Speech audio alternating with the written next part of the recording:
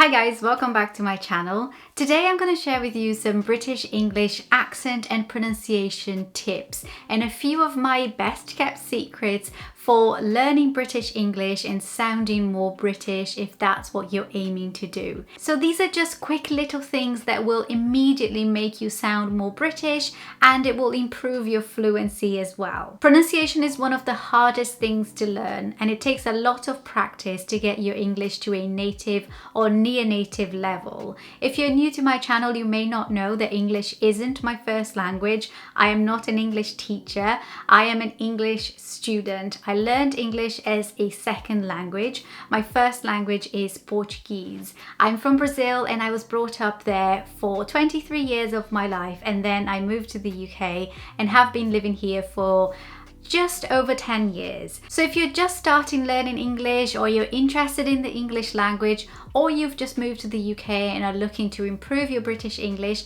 I hope these tips will be helpful to you. And today's video is sponsored by Skillshare. If you've watched my videos before, you know how much I love Skillshare. I've used it for over a year and I am a proud paying member of my Skillshare premium membership. Skillshare is an online learning community. You can learn about design, photography, music, art, and even English language. There are lots of English language classes on Skillshare that you could take. I've completed 4 Adobe Creative Cloud classes on Skillshare that's taken me from beginner to advanced level, and I couldn't recommend these classes enough. The latest class I started is called Creative Breakthrough: 8 Exercises to Power Your Creativity, Confidence and Career by Danielle Crisser.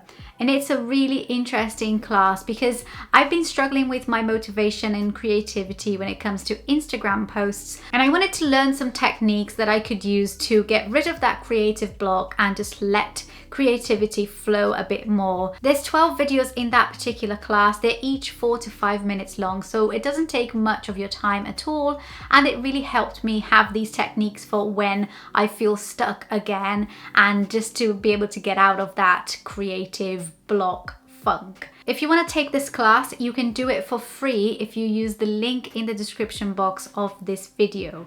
This will give you 2 months free trial of Skillshare premium membership, and you can cancel anytime. And at the end of the 2 months, if you decide to keep your membership, it will only cost you less than $10 a month. So the first 1,000 people to click on the link in the description box below will get this 2-month free trial. A huge thank you to Skillshare for sponsoring this part of the video, and now let's get straight into it. Right, so I wanted to start with 2 little disclaimers because I know I'm going to get some comments about this. The first one is that I know not everyone wants to sound like a native speaker of British English. That is completely your choice. Whatever you want to sound like, it's your choice. If you're watching this video though, I'm assuming you want some British English tips. So that's that. The second disclaimer is that the UK has so many different accents. There is no such thing as one British accent. This video is based on the received pronunciation, or the BBC English as it's called. This is the English that most people learn when they're learning British English, and it's the one that I learned with a little mixture of Welsh in there because my husband is Welsh and I kind of assimilated a lot of the Welsh accent with living in Wales as well. So if you hear a little Welsh twang, that's where my accent is coming from. It's just a mixture of lots of different things. And fun fact, I learned American English at first and then moved to the UK and my accent simply changed. I kind of made a little bit of an effort to change it, but I didn't actively try and change it. It was just one of those things that became more natural to speak British English, and that's how I came to speak English, British English. If you want to know more about my journey, I'll leave a few links of previous videos I've done before on how I became fluent in English, how I got a British accent, and lots of other English speaking pronunciation tips that I've done before. So let's start with tip number 1 before I need to have a sip of water because it is the hottest day of the year. I don't know why I chose to film right now. I'm absolutely sweating to bits. Anyway, I've got my notes here. My first tip is, when in doubt, close off the sound. British English tends to sound a lot more closed than American English. If you're used to watching a lot of American programs, movies, listening to American artists, then you might notice sounds like dog or talk. And these sounds are quite open and wide, as in British English these sounds are a lot more closed and narrow. So instead of dog we would say dog. Instead of talk, we would say talk. And please don't make fun of my American accent. I'm really trying here. If you find it funny, I don't blame you. Things like daughter would be daughter in British English. So the rule of thumb is close your mouth and drop your jaw, and that's how you make your sounds sound more like British English. It's just so hot today. I honestly don't think I'm gonna make it through this video without melting. Tip number 2 is to master the common words that are pronounced differently between American and British English. I say American English because it is more dominant in entertainment, in the media and online as well. So it ends up being what people hear the most when they're trying to learn English. And something I did when I was first learning British English was to practice the words that came more naturally to me in American English and try and change them to British English. There are 3 words that I struggled with the most to make the transition from American to British English. The first one is schedule, which in American English would be schedule. And this is something that I see lots of British people still say in schedule. So it's not that uncommon, but the correct British pronunciation is schedule. And that's something that I had to train myself quite a lot to think about that word and actively remember the British way of saying it. And the other 2 words are either and neither, which in American pronunciation you would say either or neither. And again, these are words that I find people in the UK use interchangeably, either and either, but if you look at the official British pronunciation, it is either and neither. So these 3 words, sometimes I still have to think about them, but they definitely do come more naturally now that I've practiced enough. I have a few more words to share with you that are worth practicing if you're trying to sound more British, because these are the ones that tend to catch most people when it comes to the difference between American and British English. So in British English we say vitamin, not vitamin. We also say water, not water. Oh my gosh, I'm so embarrassed of my American accent. We say advertisement, not advertisement. We say aluminium, not aluminum. We say mobile, not mobile. We say herb instead of herb. Herb. I don't know why that sounds so funny. We say privacy instead of privacy, and I'm guilty of saying privacy a lot of the times, which is not wrong, but the correct British way is privacy. And garage or garage instead of garage. I think that's how the American way is garage, but British way is garage, and some people say garage. So yeah, these are worth practicing if you're trying to sound more British. Tip number 3 is to incorporate British colloquialisms or British slangs in your day-to-day language. Have I mentioned how hot I am today? I'm just so hot. My watch is saying 29 degrees, but it definitely feels more like 35 or 40 degrees because my windows are closed and there's just no airflow in here. I'm just going on and on about the weather. How British is that? The first step here is to learn what these colloquialisms and what these slangs mean in context, because most of them are not literal and you don't want to end up using them the wrong way. A few of my favorite colloquialisms that will make you sound very British are banter. When you say that someone has, you know, good chat and stuff, they have a lot of banter. Calling a guy a lad or a bloke. This is a very British way of calling a man. To say that you're devastated, you say gutted. I'm absolutely gutted. That's a very British way of saying that you're just like destroyed, you're not happy with it. Quid as well for money instead of pound. So if you're describing that you paid £10 for something, 10 quid, it's quite a colloquial way of calling it. What else did I have on my list? Rubbish instead of trash, or just calling something rubbish when it's not very nice. So yeah, it's worth Googling these and memorizing some of your favorites so that you can use it in context. Oh, I just couldn't cope anymore. I've had to put my hair up. It's just so hot. Right, tip number 4 is to forget about the letter R. In British English, you only pronounce the letter R when it's followed by a vowel. So you would pronounce the R in road because it's followed by a vowel, but you wouldn't pronounce the R in mother or in other or in car. That's the general rule, but remember, I'm talking about received pronunciation. If you've got a Scottish accent, an Irish accent, specifically these two accents, you'll see a lot of R's being pronounced, but not for the general British English pronunciation.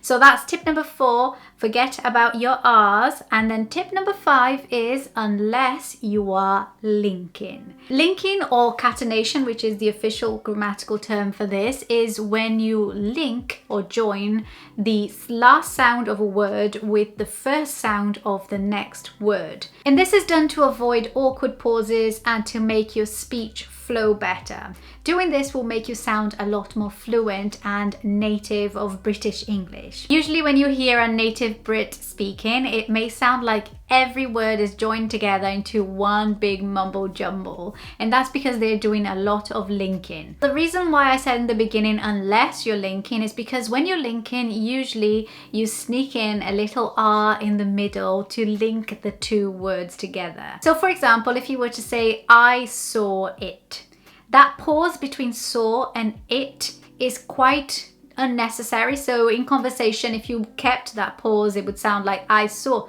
it, and it sounds like jumpy. So by linking saw and it with an R in the middle, it sounds a lot more fluid. So if I say it together, it goes I saw it, I saw it. So there's kind of like a cheeky little R in between saw and it. But you can also link without R's in it as well. I've got a couple more examples here. So another example is to say I went to bed. Usually you would link went and to and only say one T. I went to bed. I went to bed, and that instantly makes you sound more native. I have a sentence here which is the whole sentence is linked together, and I didn't know it until I actually read it. So I'm going to say it without linking, and then I'm going to say it with linking. The sentence is that your idea of a joke? And to link it, you would say, is that your idea of a joke? So idea of a joke has a little R there between idea and of, and also is that your, so you kind of get rid of the little T, that your idea mixes together. So it just becomes one sentence, is that your idea of a joke, instead of is that your idea of a joke, which sounds so much more jumpy. I hope that was clear. I'm too hot to even know if any of that made sense. Oh my gosh. Tip number 6 is a general English language tip for pronunciation, and it is to learn your syllables. That applies for British English, American English. It's something that we usually don't really bother too much with, but it's really important because it will help you with your pronunciation. It will help you with your intonation as well. And one quick little tip that I have, if you struggle to know how many syllables a certain word has, is to put your hand flat underneath your chin, kind of just below it, not touching it, and pronounce a word slowly, not too quickly. See how many times your chin touches your hand, and that's the number of syllables that the word has. So let's say, for example, the word crocodile. So I'm going to try crocodile. 1, 2, 3. Crocodile. 3 syllables. And if I were to look at crocodile on paper, I would kind of question whether there is 3 or 4 syllables, because crocodile maybe sounds like it's 4, but it's 3 syllables. Another example, the word school, only 1 syllable, school. And last one, the word English, 2 twice, 2 syllables. So that's just a quick little tip that helps you learn your syllables. If you don't know how to split into syllables, at least you'll know the number of syllables, and that usually helps with pronunciation because you can break down your word into smaller chunks to pronounce these chunks separately. Tip number 7 is to get to know your minimal pairs. Minimal pairs are words that have almost the same pronunciation apart from one little sound. And that is particularly tricky to spot in British English because sometimes in American English these words sound exactly the same, but in British English there is that small little difference in sound. For example, the difference between ship and sheep. The only difference is the length of the vowel in the middle. Ship and sheep.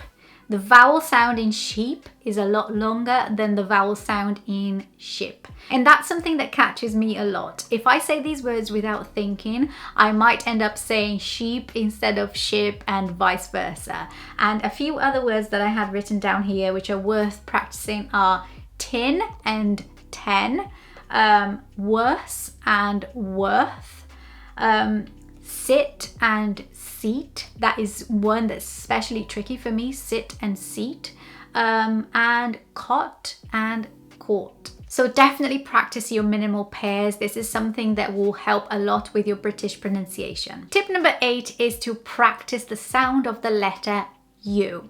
That is one that catches a lot of people in the difference between American English and British English. In American English, the sound of the letter U usually sounds more like ooh, and in British English it sounds like you, as in the word you or the word stew. That's what the letter U sounds like. So for example, YouTube. In American English you would say YouTube, and British English we say YouTube. Same as in duty. In American English you would say duty, but in British English we say duty. And that is one sound, simple letter U sound that's worth practicing because like I said, if you watch a lot of American programs you will hear that word said in American English often, and it might become something that's tricky for you to retrain in order to say it in a more British English way. Tip number 9 is to incorporate some more archaic and old-fashioned spellings of certain words to sound more British. Some of these archaic spellings are still very much part of the everyday British language, whereas in America and other parts of the English-speaking world, they are not seen at all. For example, while in American English, in British English you see a lot of whilst. The same goes for among. In British English, we say amongst. Instead of saying learned with ed, you say learned with a t at the end. When it comes to writing, that makes a huge difference into looking as though you're writing British English or American English. I have a few more words to share with you which make a big difference in making someone sound more British. So instead of saying the American way counterclockwise, you would say anti-clockwise. Instead of eggplant, you'd say aubergine. Instead of custom made, we would say bespoke. Instead of toilet paper, you would say toilet roll or loo roll or even bog roll. Instead of fanny pack, you would say bum bag. Instead of trailer park, we call it a caravan park. And a couple more, we've got liquor store, instead we say off license. And last one, in American English, when you're enraged, you say that you're mad. But in British English, we say angry. And actually mad in British English is when you're a little bit crazy. And my last tip is more of a resource for you to use to check your pronunciation. I like to use the Cambridge Online Dictionary because it has the UK pronunciation and the US pronunciation, and it's very easy to use. It's free to use as well, so I'm going to leave a link to the Cambridge Dictionary below. I also have a bonus tip for you, which is more of something that I found online that I thought was quite interesting, and this is a poem that was written by an anonymous poet, and it's called Hints on Pronunciation for Foreigners. So I'm going to read it out to you. I'm also going to leave it written in the description box below. I think it's a really good poem for you to read several times to get used to the pronunciation of these words, and it's just a little bit of fun as well. Right, let's do this. Oh, it's hot. I take it you already know of tough and bough and cough and dough. Others may stumble, but not you. On hiccup, thorough, laugh and through. Well done, and now you wish perhaps to learn of less familiar traps? Beware of herd, a dreadful word that looks like beard and sounds like bird. And dead, it is said like bed, not bead. For goodness sake, don't call it deed. Watch out for meat and great and threat. They rhyme with sweet and straight and debt. A moth is not a moth in mother, nor both in bother, broth in brother. And here is not a match for there, nor dear and fear for bear and pear. Then there's does and rose and lose.